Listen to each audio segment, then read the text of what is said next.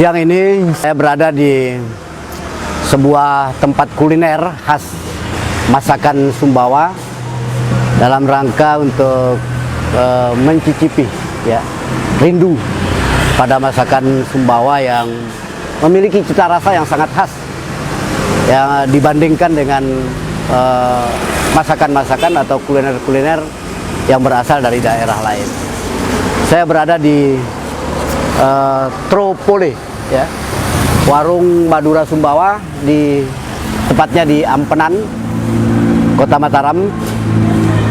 Saya berharap kuliner Sumbawa ini dapat berkembang luas, berada di daerah-daerah lain, seperti populernya Rumah Makan Taliwang misalnya, yang memiliki cabang di Bali, di Jakarta, di Surabaya, di beberapa kota besar lain.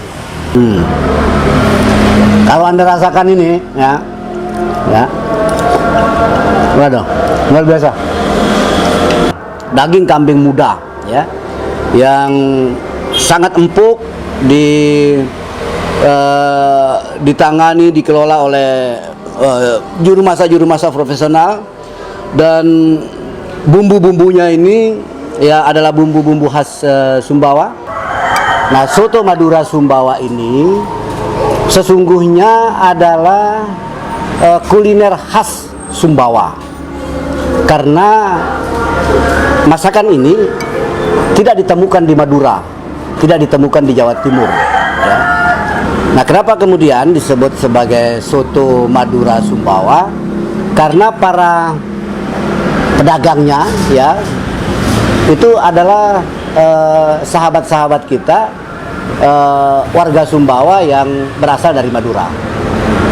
Mereka lah yang memenuhi pasar-pasar kuliner soto Madura Sumbawa ini di beberapa kota di Sumbawa, kota kecamatan, baik di ibu kota kabupaten, kemudian di beberapa kecamatan, di Alas, di Utan, dan di tempat-tempat lain.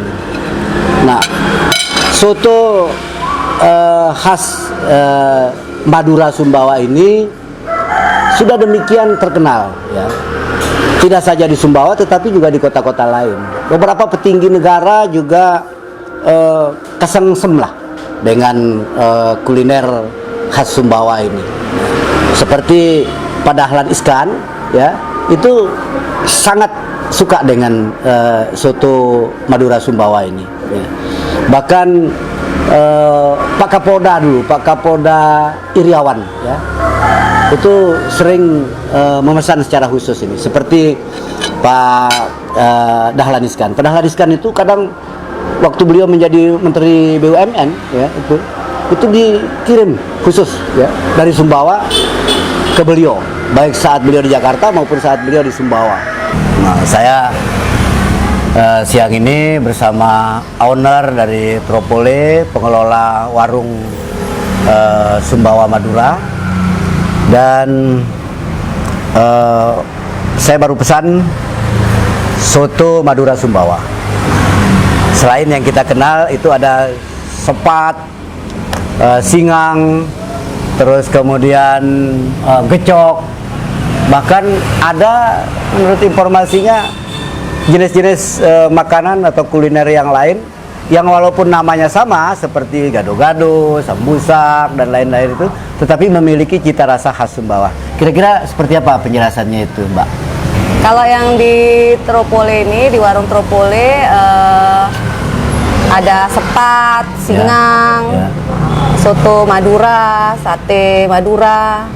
Satenya ada sate ayam, sate kambing. Sotonya juga ada soto ayam, soto kambing. Soto sapi juga ada, kalau misalnya yang nggak bisa makan kambing bisa ada sapi. Pokoknya terus mengakomodir seluruh segmen lah. Gado-gado, pelcing, gado-gadonya juga nggak sama kayak yang di Lombok. Mungkin kalau kita gado-gadonya begitu orang datang langsung ulek, jadi nggak siap saji, langsung fresh. Terus sambusak? Nah, kalau untuk jajannya sambusak. Sambusak khas Sumbawa juga. Sambusak khas Sumbawa. Lengkap sama air sambelnya. Iya. Gitu. Apa kekhasannya itu? Misalnya gado-gado, terus kan sama namanya gado-gado Iya. di mana-mana kan ada.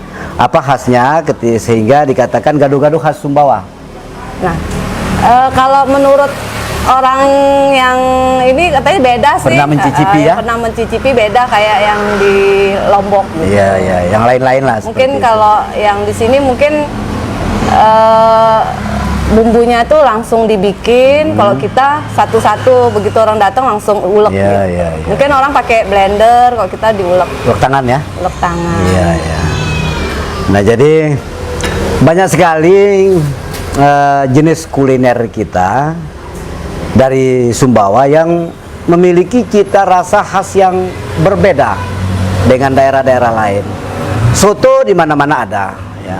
Tetapi soto khas Sumbawa itu sangat berbeda cita rasanya dibandingkan dengan soto-soto yang ada di tempat lain. Demikian juga ini ada misalnya pelecing saja. Pelecing Sumbawa dengan pelecing Lombok itu beda ya, Mbak ya? Katanya sih beda. Ya. Padahal mungkin cara pengelolaannya sekilas mirip ya sama, Iya. tetapi melahirkan cita rasa yang berbeda. Mungkin karena pembuatnya itu sudah terbiasa dengan bumbu-bumbu khas Sumbawa, sehingga bumbu khas Sumbawa itu yang mungkin tidak dipakai di pelecing Lombok itu masuk di racikan bumbu pelecing Sumbawa gitu. Kira-kira begitu, Mbak ya? Iya. Nah, jadi banyak sekali ya hal-hal yang saya pikir bisa kita perkenalkan ke pencinta kuliner bahwa ada satu masakan yang memiliki cita rasa berbeda, yaitu masakan-masakan atau kuliner-kuliner khas Sumbawa. Kira-kira harapan Mbak ke depan dengan penyajian memilih nama Sumbawa di tengah komunitas masyarakat yang tidak mayoritas Sumbawa. Seperti apa kira-kira bayangan Mbak terhadap daya tarik pelanggan untuk datang ke tempat ini, karena kita tidak sedang berada di Sumbawa, kita sedang berada di Lombok. Bagaimana dari sisi pelanggan? Ya, harapan saya sih membuka warung khas Sumbawa. masakan Sumbawa ini ya pertama sih bisa silaturahmi dengan sesama Samawa. Sumbawa gitu Ya. kan. Nah, terus jadi yang kepengen rasa soto yang khas Sumbawa nggak perlu harus nyebrang ke Sumbawa, di sini sudah ada gitu, dan rasanya nggak beda sama yang di Sumbawa. Iya, iya. Saya bertestimoni bahwa saya makan soto Sumbawa Madura Sumbawa di Sumbawa dengan makan soto Sumbawa Madura di Tropole ini di Lombok ini rasanya sama. Ya, rasanya sama. Ini jaminan lah. Soalnya kita semua bumbu dari Sumbawa, Dari Sumbawa. kecap juga dari Sumbawa. Sampai kecap juga dari Kecapnya nggak ada jual di sini, hanya di Sumbawa kecap itu beredar. Iya, iya, iya, iya. Semuanya kita dari Sumbawa.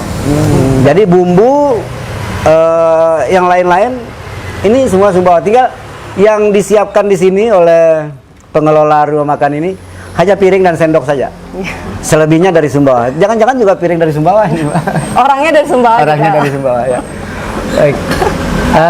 Terima kasih. Mungkin itu sekedar informasi sementara dari kami. Bisa kita lanjutkan untuk segmen berikutnya.